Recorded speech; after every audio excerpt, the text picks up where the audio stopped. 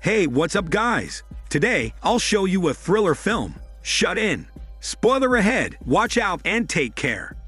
The movie begins with a small girl called Lainey playing in a grassy field. Her house is nearby, but the place they live in is very isolated. From the porch, her worried mother, Jessica, calls for her. When she gets near, Jessica reprimands Lainey for going too far away. They hear the cries of Jessica's baby son from upstairs. She grabs a can of infant milk from her cupboard and climbs up the stairs. While changing the baby's diaper, she is on the phone with her probation officer. Jessica is a drug addict recently out of rehab. She has to prove that she's capable of being sober and taking care of her children. Currently, she's in the midst of packing up her house and selling it. She can no longer afford to live in that house since there are no jobs nearby. They will move to another city that night for better opportunities, and she promises her probation officer that she will find one as soon as they move. The house they're living in is in shambles. It used to be Jessica's mother's house, but she inherited it when her mother died. There are lots of leaks and repairs that need to be done, and Jessica is doing all this by herself, on top of taking care of her young children. Lainey is interested in the apples that grow in the orchard nearby. However, everything they've harvested so far has been rotten, so Jessica throws them all away. While having dinner, Lainey asks her mother if her father is dead. Jessica answers that her father is not dead, just sick like Jessica is sick. What she implies by this is that Lainey's father is also a drug addict like her. After the meal, Jessica continues to unpack the rest of the house. She yanks open the kitchen closet door and uses a brick as a door stopper. But once she's inside, the door slams shut and locks her in. Jessica calls Lainey to help her open the door, but the girl is too young to comprehend her instructions. Jessica then tries to break down the door from inside, but she is unsuccessful. Jessica switches tactics. She asks Lainey to go to the toolbox on the porch and get her a metal tool she can use to unscrew the door hinge. But the metal tools that her child brings her are useless to unscrew the hinge. Sometime later, she hears Lainey tell her that her father has arrived at the house. Jessica is immediately worried because her ex-boyfriend Rob is unstable. The door opens, and Rob grins at Jessica. He looks pale and twitchy, hallmark signs of a drug addict. Rob has brought with him his messy friend, named Messy Beard, who is another drug addict. Jessica doesn't like the friend's smelly beards because he is a pedophile, and he previously abused a little girl. When she sees Messy Beard talking to Lainey, she immediately steers her daughter away from him. Rob reasons that Messy Beard was there for him when he needed a place to stay because Jessica kicked him out of her house. Jessica shots back that Rob would have been welcome to stay if he had just quit the drugs. Rob begins to look around the house for valuables. He asks Jessica if her mother left behind any heirlooms. Jessica attempts to throw Rob and his friend out of the house, but her ex-boyfriend gets angry. He slaps her face and calls her weak. Jessica tries to defuse the situation, but Messy Beard riles Rob up. As a result, he grabs Jessica and throws her back inside the kitchen closet. He even throws a baggie full of pills in with her, so she will get tempted and break her sobriety. She immediately screams for Lainey to go up to her bedroom and lock it for her protection. The little girl obeys. Behind the door, Jessica hears Rob rummaging around her kitchen. Suddenly, he hammers a nail through the wooden door and pierces Jessica's hand. He is nailing wooden planks on the closet door to further prevent Jessica from breaking out. Later on, Lainey goes downstairs again. It appears that Rob and Messy Beard are not in the house anymore. Jessica tells Lainey to lock the front door. When the girl returns, Jessica instructs her to find her cell phone, but Lainey can't find it anywhere. Rob probably took her cell phone and her money. The baby cries upstairs.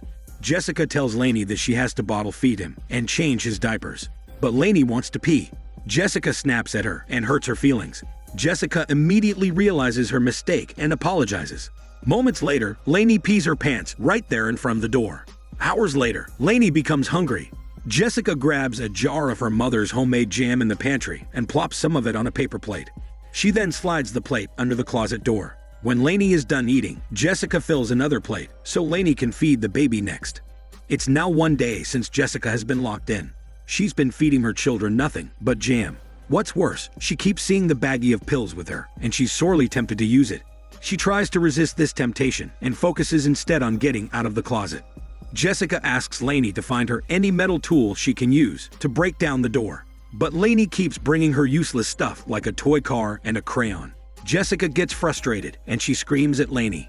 She hears the little girl cry from the other side of the door. Jessica apologizes again. She confesses that when she had Lainey, she was too messed up and was not ready to be a mother. Her own mother had to step up and take care of her kids, while Jessica was struggling with addiction. A while later, Lainey returns with a screwdriver. Jessica uses it to chip away at the flooring of the closet. However, the baby begins to cry. Lainey tells her that she dropped the baby. Jessica assures her that it's okay, and she just needs to pick her brother up and hold him. Later that day, Messy Beard arrives at the house. Jessica tells Lainey to hide because the man is a child molester. He approaches the door and taunts Jessica with his messy beards. He threatens to hurt Lainey and tells Jessica that Rob owes him money and he's here to collect it. Jessica hears Messy Beard go upstairs, but she lures him back by screaming that she has Rob's drugs. She offers to give it to him if he opens the door. Messy Beard insists that she just pushed the drugs under the door. Jessica then tells him that if he doesn't stick his hand under the door, she'll throw the drugs away. Messy Beard complies and slides his arm underneath. Jessica stabs his hand with the screwdriver and nails it to the floor, so he won't be able to go to her children. Messy Beard starts bawling like a baby. He cries out that there is a storm coming, and he is afraid of the cold. When none of his pleas work, Messy Beard taunts Jessica's rehab stint.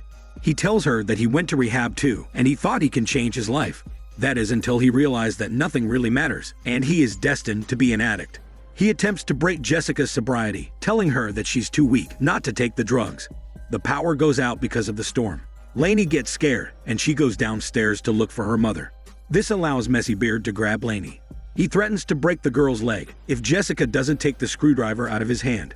In retaliation, Jessica lights a match and sets his arm on fire, but spares his beards. He screams in pain and lets go of Lainey. He goes quiet after that, and Jessica assumes that Messy Beard is dead. When night falls, Jessica is desperate to have hope. She flips through the Bible that her mother left behind. Taped to the pages are several dollar bills. They are specifically taped to certain verses that her mother wanted her to read for strength and wisdom. Also included in the pages is her mother's jam recipe and a note dedicating everything to Jessica. She and her mother had a rocky relationship. Her mother hoped that when Jessica changes her life for the better, she will seek solace in her mother's Bible and find the support she needs even if her mother is already gone. Jessica's vigor is renewed. She plucks the cross from the wall and takes the metal Jesus figure from it. She also removes the nail from Messy Beard's hand. She uses the metal objects to create a hole through the ceiling of the pantry. Jessica climbs out and emerges in the bathroom upstairs. She immediately goes to the bedroom, but her daughter is not answering.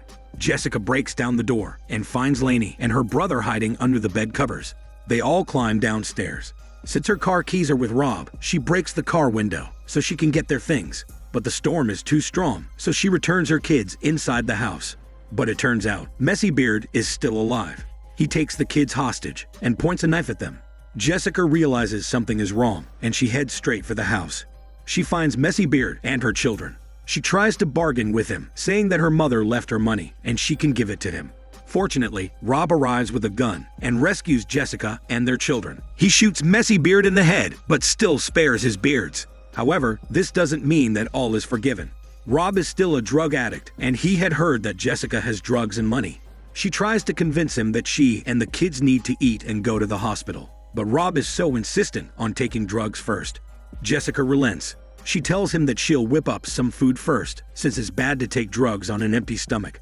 She agrees that after that, they can take the drugs together. So they sit around the kitchen table. Jessica makes Rob a sandwich, and he comments that it tastes weird. Eventually, Rob gets too impatient. Jessica tries to delay him. Rob gets pissed, and he points his gun at her. Jessica runs away and goes upstairs to the bedroom. Rob slams her against the wall and mocks her for thinking that she is better than him just because she went to rehab. He did not take it well that Jessica cut him out of her life when she got sober, so Rob is taking revenge against her. He wants to force her to take the drugs so he can show her that she is nothing just like him.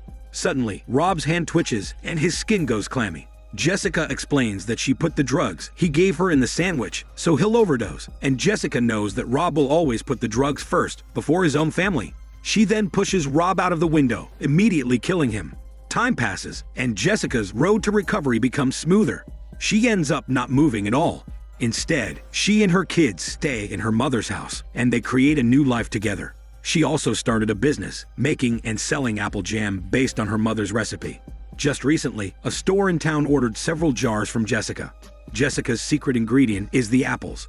Her mother told her that even if the apples are rotten, just cut away the bad parts and still use the rest.